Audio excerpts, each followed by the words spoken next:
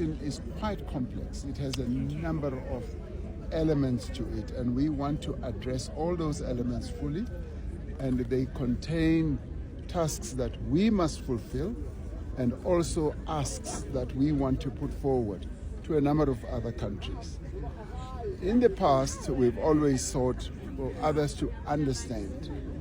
This time around, we will be saying we want to work together, work with us, and I'm rather pleased that President Mahama of Ghana has been saying he would like to make a call on other African countries to work with South Africa.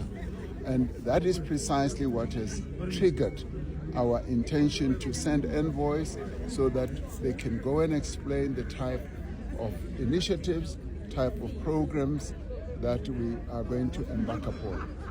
Because in the end, this is an African problem. It's not only a South African problem. We are all involved in this.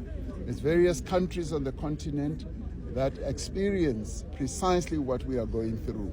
Now, because of the social challenges that our people are facing, challenges of security, challenges of delivery of services, as well as unemployment, it brings a lot of pressure on our people, which we understand very, very well.